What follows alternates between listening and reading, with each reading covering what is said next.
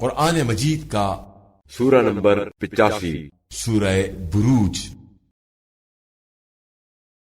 شروع کرتا ہوں اللہ کے نام سے جو بڑا مہربان نہایت رحم والا ہے۔ قسم ہے برجوں قلعوں والے آسمان کی اور وعدہ کیے گئے دن قیامت کی، اور گواہ کی قسم اور اس چیز کی جس کی گواہی دی جائے گی۔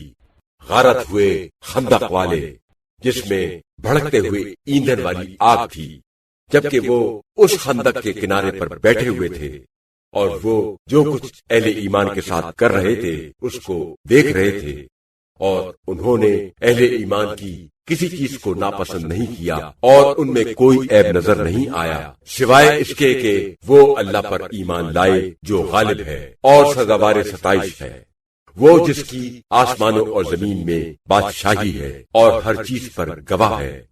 جن لوگوں نے مومن مردوں اور مومن عورتوں پر ظلم و ستم کیا اور پھر توبہ بھی نہ کی تو ان کے لیے جہنم کا عذاب ہے اور آگ سے جلنے کی سزا ہے۔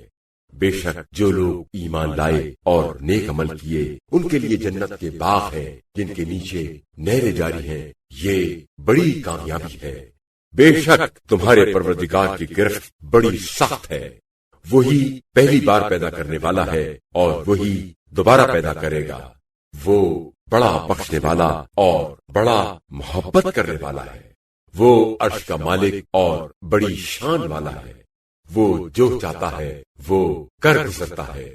کیا تمہیں لشکروں کی خبر پہنچی ہے، یعنی فرعون اور سمود کے لشکروں کی؟